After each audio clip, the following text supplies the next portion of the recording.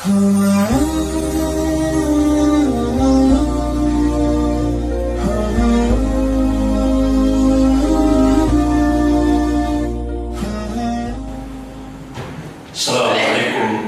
warahmatullahi wabarakatuh.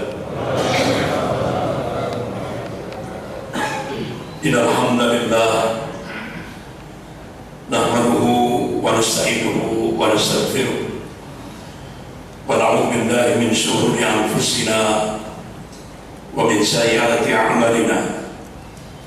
May yahdihillahu fala mudilla lahu wa may yudlil fala hadiya lahu. Asyhadu an la ilaha illallah wahdahu la syarika lah wa asyhadu anna Muhammadan abduhu wa rasuluh.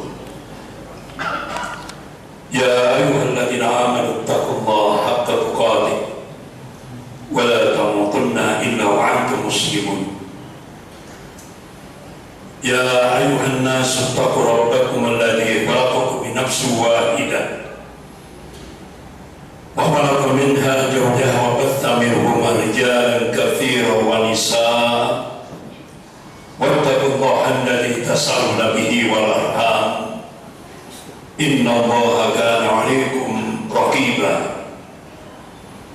يا أيها الذين آمنوا اتقوا الله وقولوا قولا سديدا يصلح لكم أعمالكم ويغفر لكم ذنوبكم ومن يطع الله ورسوله فقد فاز فوزا عظيما. أما بعد فإن أصدق الحديث كتاب الله وخير الهدي هدي محمد صلى الله عليه وسلم وشر الأمور محدثاتها وكل محدثة بدعة وكل بدعة ضلالة وكل ضلالة في النار. Masyarakat muslimin jamaah subuh rahimakumullah, puji dan syukur kita panjatkan kehadirat Allah Subhanahu wa taala yang atas rahmat, taufik serta hidayahnya kita masih diberikan nikmatul iman wal Islam. Semoga Allah Subhanahu wa taala senantiasa membimbing kita ke jalan yang lurus, yaitu jalan siratal mustaqim. Dan semoga Allah Subhanahu wa taala senantiasa memberkahi dan merahmati kehidupan kita sampai kita menghadap kehadirat Allah penuh dengan ridho dan ampunannya. Amin ya rabbal alamin.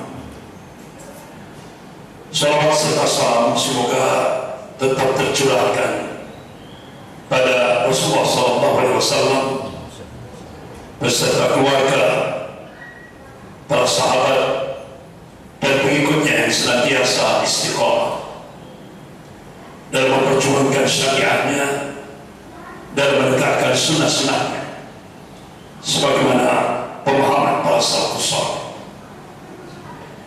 Masyarakat muslimin jamaah subuh rahimakumullah, saat-saat akhir kehidupan Rasulullah SAW, beliau di hadapan para sahabatnya memberikan wasiat. Kalau kita lihat dari asbabul wurud hadis ini, saat itu benar-benar para sahabat Rasulullah SAW banyak yang tidak mampu lagi ketika mendengar wasiat Rasulullah ini. Banyak yang tidak mampu untuk menahan tetesan air matanya, karena wasiat yang disampaikan oleh Rasulullah itu wasiat orang yang pamitan untuk meninggalkan selama-lamanya. Jadi pamit untuk selama-lamanya. Sehingga banyak para sahabat Rasulullah tidak mampu lagi menahan tetesan air matanya. Wasiat yang disampaikan oleh Rasulullah, kalau Rasulullah SAW usikum wa nafsi bitaqwallahi azza wa jalla was-sam'a wat-ta'ah. Aku wasiatkan kepada kalian agar takut kepada Allah azza wa jalla was-sam'a wat-ta'ah, dengar dan taat. Artinya dengarkan apa-apa yang diperintahkan oleh Allah dan Rasulnya, taat apa yang diperintahkan oleh Allah dan Rasulnya. Wa in ta'amar alaikum abdun habasi, sekalipun yang memimpin kamu itu seorang budak Habsi. Artinya budak Habsi itu kalau dilihat dari fisik, dia hitam, gelap, dan kulitnya berminyak. Jadi kalau bahasa kasarnya jelek. Jadi Rasulullah memberi wasiat, jangan lihat orangnya, jangan lihat fisiknya. Jadi kalau kita tafsiri, jangan lihat kedudukannya, jangan lihat titelnya, jangan lihat pangkatnya, jangan lihat kedudukannya, jangan lihat jabatannya. Tapi dengarkan, walaupun dia seorang budak, digambarkan oleh Rasulullah budak Habsi, ketika dia mengajak al-khauf min Allah, takut kepada Allah, sikapi dengan sikap sami'na wa ata'na, kami dengar dan kami taat. Rasulullah melanjutkan wasiatnya, fa'alimu bisunnati wa sunnatil khulafa'ir rasyidin al-mahdiyyin min ba'di. Berpegang teguhlah kalian pada sunnahku dan sunnah khulafa'ir rasyidin, para sahabatnya al-mahdiyyin yang diberi petunjuk min ba'di, sesudah. Bahkan Rasulullah memberikan satu penegasan, tamassaku biha wa 'alaiha bin nawajib. Pegang kuat sunnah Rasulullah. Gigitlah sunnah Rasulullah itu dengan gigi geram. Ini bahasa kinayah, bahasa kiasan. Artinya kita disuruh komitmen, konsisten kepada sunnah Rasulullah SAW. Sebagaimana Allah Subhanahu wa Ta'ala mengingatkan kita dalam surah Al-Imran ayat 31. Allah berfirman, a'udzubillahi minasyaitonir rajim. Qul in kuntum tuhibbunallah fattabi'uni yuhibbukumullah wa yaghfir lakum dhunubakum wallahu ghafurur rahim. Qul in kuntum tuhibbunallah, katakanlah jika kalian benar-benar cinta kepada Allah, fattabi'uni. Allah memberikan perintah untuk mutaba'ah, ittiba kepada Rasulnya. Apa wujud kita ittiba kepada Rasulullah SAW? Yaitu ihya sunnah, menghidupkan sunnah Rasulullah SAW. Terlebih pada bulan Ramadan yang mubarak ini, kalau itu sudah kita aplikasikan, terlebih pada bulan Ramadan yang mubarak ini, Allah Subhanahu wa Ta'ala berjanji, dan janji Allah pasti. Inna Allah la yukhliful mi'ad, Allah tidak akan mengingkari janjinya. La tabdila li kalimatillah, tidak ada perubahan akan kalimat Allah. Jadi ketika kita menghidupkan sunnah Rasulullah SAW, terlebih pada bulan Ramadan yang mubarak ini, Allah berjanji yuhibbukumullah, Allah akan mencintai kita. Dalam satu hadis qudsi, kalau ada seorang hamba Allah dicintai oleh Allah Subhanahu wa Ta'ala, Allah akan jadi matanya, dengan itu dia bisa melihat. Allah jadi tangannya, dengan itu dia bisa menggenggam. Allah jadi kaki yang dengan itu dia bisa berjalan. Ini bahasa kinayah, kiasan. Artinya, kalau Allah sudah cinta pada seorang hambanya, Allah jaga dia. Allah lindungi dia. Allah selamatkan dia dalam kehidupan dunia dan kehidupan akhir. Bahkan kalau Allah sudah cinta pada seorang hambanya, doanya makbul, mudah sekali diijabahi oleh Allah. Jangankan doanya, apa yang terbersit dalam hatinya Allah sudah dengar. Bahkan Rasulullah mengingatkan, kalau ada seorang hamba Allah dicintai oleh Allah, dia dimusuhi oleh orang lain, Allah nyatakan perang kepada mereka. Ini kecemburuan, besarnya kecemburuan Allah kepada hambanya yang dicintainya. Oleh karena itu ada ulama ahli sunnah, yaitu Al-Imam Ibnu Qayyim Al-Jauzi rahimahullah. Beliau tulis kitab Asyara, 10 marhalah tahapan untuk membangun mahabbatullah, kecintaan kepada Allah. Salah satu di antaranya yaitu ihya sunnah, menghidupkan sunnah Rasulullah SAW. Masyarakat muslimin jamaah subuh rahimahullah, ulama-ulama fikih mencoba meringkas amalan-amalan sunnah yang dicontohkan oleh Rasulullah SAW, terlebih pada bulan Ramadan yang mubarak. Ada 7 amalan sunnah yang dicontohkan oleh Rasulullah SAW. Yang pertama, siap Ramadan, puasa pada bulan Ramadan. Sebagaimana Allah ingatkan dalam surah Al-Baqarah ayat 183. A'udzubillahi minasyaitonir rajim. Ya ayyuhalladzina amanu, hai orang-orang yang beriman. Allah memanggil khusus hambanya yang aman, yang beriman kepada Allah, yang muwahhid, yang mentauhidkan Allah dalam segala aspek kehidupan ini. Allah tidak memanggil ya ayuhan nas, wahai manusia, ya ayuhan muslimun, wahai kaum muslimin, tapi Allah memanggil ya ayyuhalladzina amanu.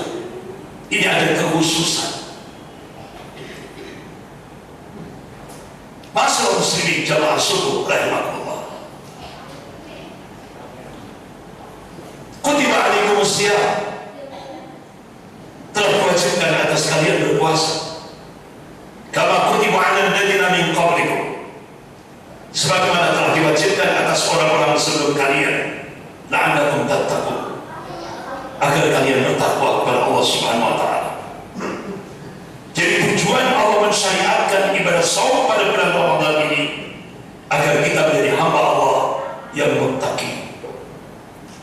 Muttaqi itu derajat puncak manusia di sisi Allah Subhanahu wa taala. Harta yang kita miliki, jabatan, pangkat, kedudukan, kekuasaan yang kita miliki, martabat, keturunan yang kita miliki, bukan merupakan ukuran tunggal kemuliaan seseorang di hadapan Allah. Akan tetapi ukuran tunggal kemuliaan seseorang di hadapan Allah adalah siapa yang paling bertakwa kepada Allah. Inna akramakum indallahi atqakum. Sesungguhnya orang yang paling mulia di antara kamu di sisi Allah adalah siapa yang paling bertakwa kepada Allah Subhanahu wa taala.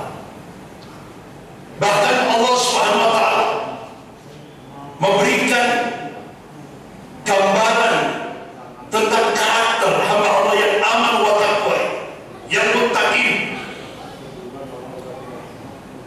Digambarkan secara rinci oleh Allah dalam surah Al-Baqarah ayat 177.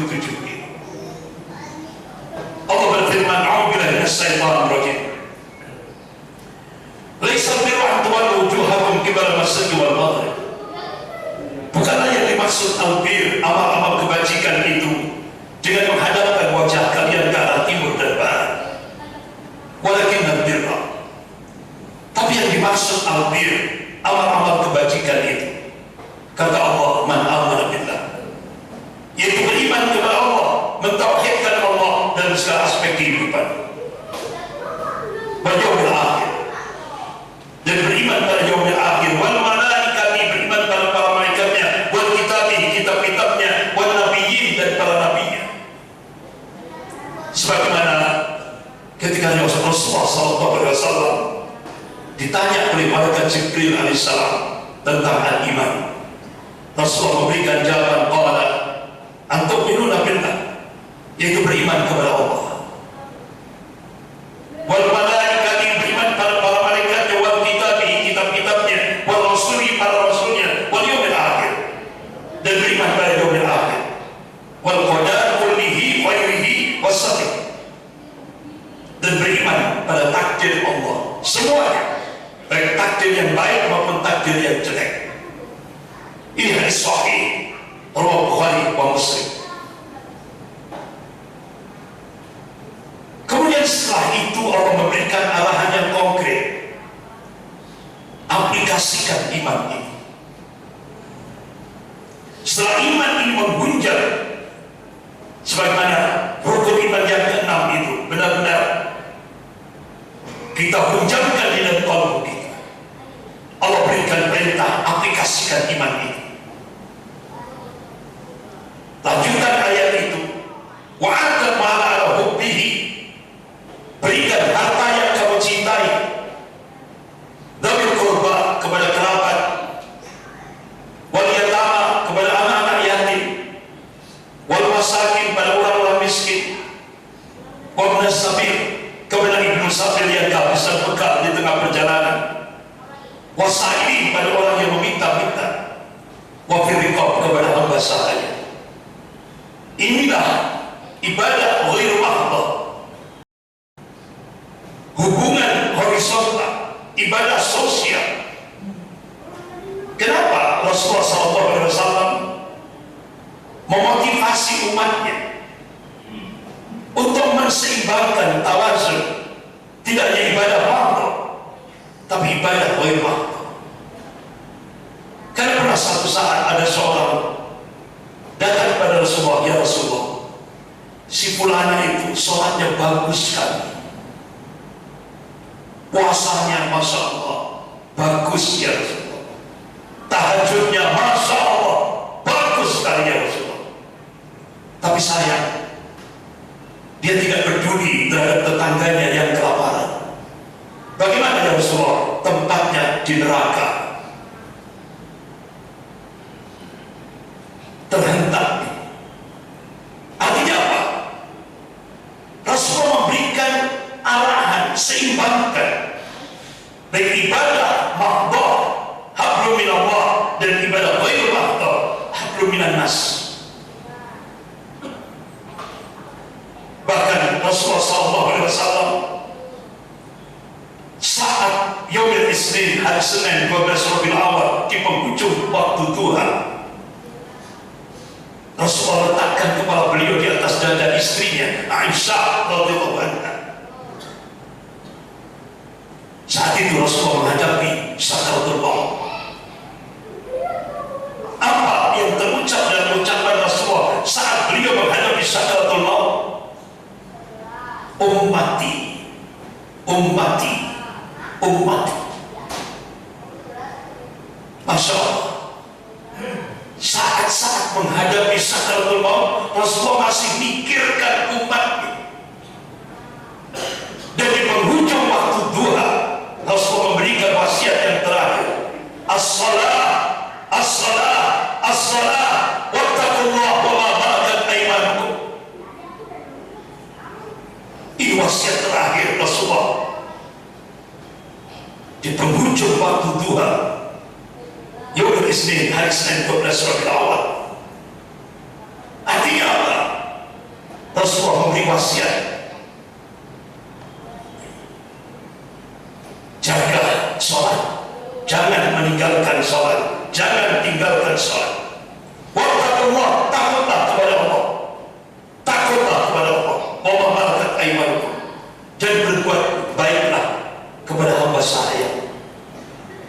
Artinya wasiat terakhir Rasulullah saat menghadapi sakaratul maut yaitu jaga hablum minallah wa hablum minan nas. Jaga hubungan vertikal dan horizontal. Kita disuruh tawazun, seimbangkan. Oleh karena itu lanjutan ayat dalam surah Al-Baqarah ayat 177 tadi. Bahkan sampai Rasulullah memberi motivasi kepada umatnya. Kalau Rasulullah SAW, innama tumsaruna wa turzakuna bitu'afaikum. Bahkan Rasulullah sebelum itu pernah memberikan ingatkan kepada para sahabatnya. Kalau Rasulullah SAW, innama yansurullah fi hadhihi ummah bidha'ifiha. Sesungguhnya Allah akan memberikan pertolongan di tengah-tengah umat ini lewat orang-orang yang dhaif, orang-orang yang lemah, kalangan kaum du'afa, kaum mustad'afin, anak-anak yatim, orang-orang fakir miskin, orang-orang yang tersisih dalam kehidupan ini. Kenapa?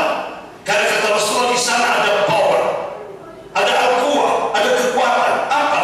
Bidakwatihim. Doa-doa mereka tidak ada hijab, tidak ada dinding, mudah dikabulkan oleh Allah Subhanahu wa taala. Wassalatihim, salat-salat mereka, wa ikhlasin, keikhlasan mereka. Ini hadis sahih rawahu Ahmad. Bahkan Rasulullah memotivasi pada umatnya. Qala Rasulullah sallallahu alaihi wasallam, innama tunsaruna wa turzakuna bi du'afaikum.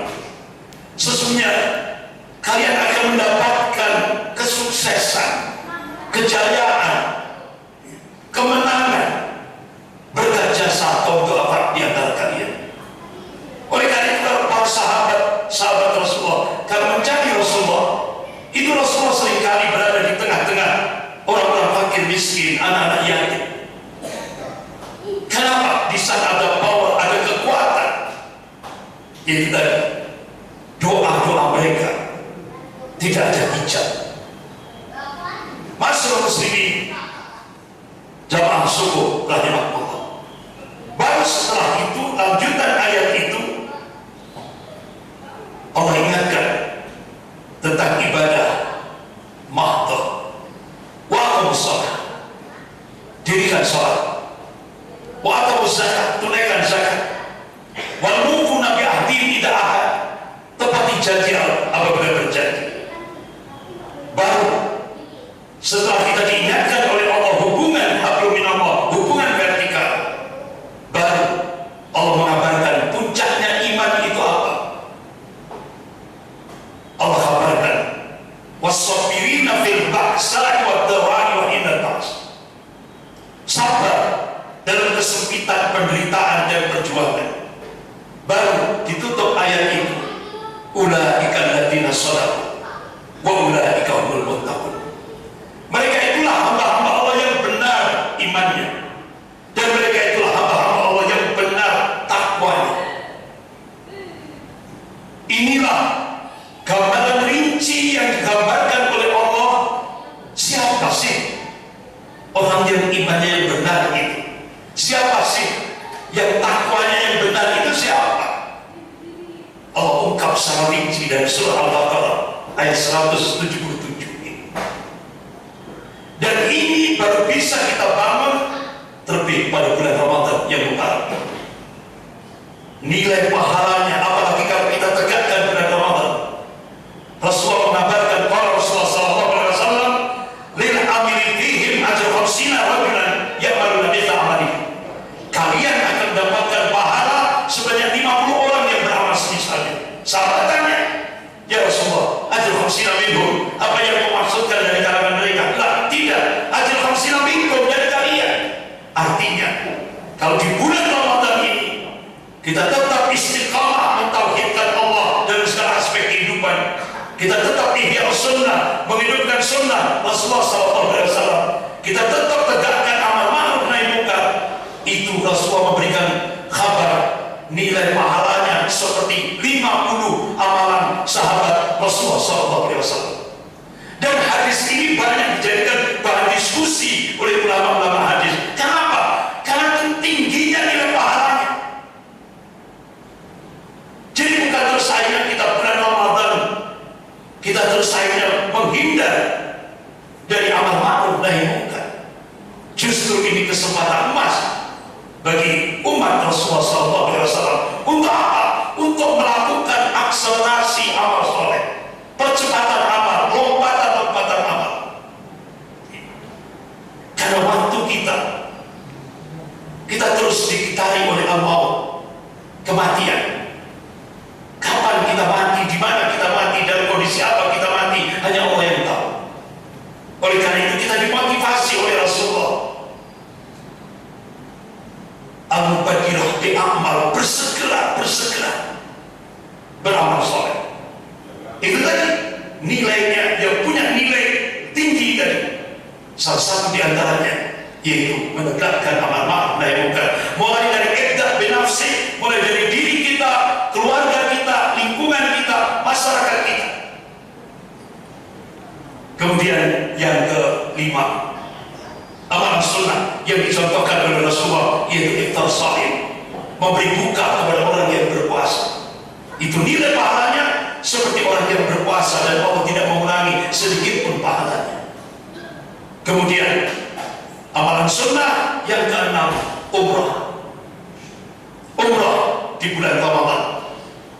Kalau Rasulullah SAW, umrah di Ramadan ta'dilu hajjatan ma'i. Ini hadis sahih riwayat Bukhari. Jadi kalau kita diberi kemampuan oleh Allah untuk umrah di bulan Ramadan, itu nilai pahalanya seperti haji bersama Rasulullah SAW. Ini hadis sahih riwayat Bukhari. Nah, bagaimana kalau tahun ini kita belum diberi kemampuan oleh Allah untuk umrah di bulan Ramadan? Masih ada kesempatan. Apa? Datang ke Masjid Darussalam, sholat subuh berjamaah. Ba'da sholat subuh, dengarkan kuliah subuh. Karena di sana Rasulullah mengatakan, qala Rasulullah SAW, man salaka thariqan yaltamisu fihi ilman, sahalallahu alaihi thariqan ilal jannah. Ini hadis sahih riwayat Muslim. Barang siapa yang duduk di majelis-majelis ilmu, dia berangkat dari rumahnya menuju majelis-majelis ilmu yang di situ dikaji ayat-ayat Allah dan sunnah Rasulnya, Allah akan mudahkan jalannya menuju surganya Allah Subhanahu wa ta'ala. Bahkan para sahabat Rasulullah, ayo kita duduk sebentar. Apa? Untuk ngecas iman kita. Makanya kenapa para sahabat Rasulullah, Masya Allah, kalau ada majelis-majelis ilmu, luar biasa. Kenapa? Ketika kita seperti saat pagi ini, kita berkumpul di majelis ilmu, itu para malaikat mendoakan kita semuanya. Allah maghfir lahu warhamhu. Allah maghfir lahu warhamhu. Ya ampunilah dia, cintailah dia. Kita senang berada di majelis-majelis ilmu. Kita kaji ayat Allah dan sunnah Rasul. Inilah motivasi yang diberikan oleh Rasulullah. Ya. Bapak-bapak, ibu-ibu yang dimuliakan Allah, bagaimana kalau kita belum diberi kemampuan untuk umrah di bulan Ramadan ini tadi? Nilai. Jadi kita datang sampai waktu suruh terbit matahari. Jam berapa kita sekarang? Jam 6.4 menit, 6.14 menit, tambah 5 sampai 7 menit. Kita tegakkan sholat sunnah Isra. Jadi setelah terbit matahari, tidak pas, kita tambah 5 sampai 7 menit. Sholat sunnah Isra 2 rakaat. Rasulullah mengatakan nilai pahalanya seperti haji dan umrah. Sampai Rasulullah ulang-ulang 3 kali, tammatin, sempurna. Masya Allah, ini sholat sunnah, fadilah sholat sunnah Isra. Masya Allah, Rasulullah SAW memberikan motivasi kepada umatnya. Yang terakhir, bapak-bapak, ibu yang dimuliakan Allah,